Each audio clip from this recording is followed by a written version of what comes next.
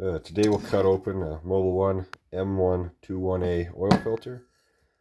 I would have used this, but it was sitting on the garage floor for a while, so I'm not really going to bother putting it on my truck because I don't know what all fell in there, but today we'll just take it apart and see what's inside.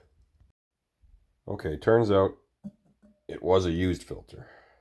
First off, the first thing you notice on the M1 filters is that the base plate is pretty heavy. Next we got anti-drain back valve, silicone. I don't know how old this filter is or when it was used, but this is still pretty pliable. The filter element.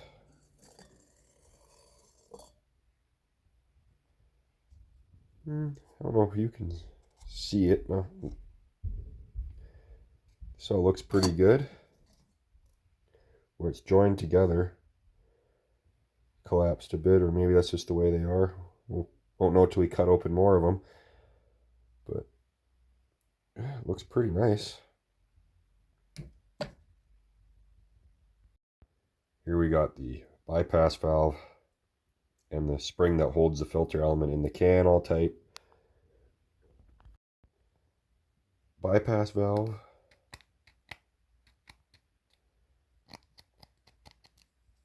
Seems pretty good. Stiff.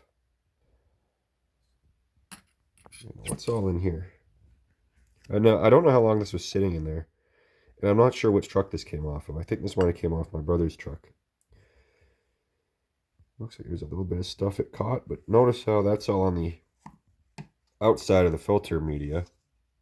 Because in here it's all clean, which that means it did its job. I like the M1 filters. I just think they're a little expensive for what they are. But they're actually really good. The can has a little bit of nice weight to it. It says up to 20,000 miles. You'd still be insane no matter how good the filter is to run an oil change that long. That's just not a good idea.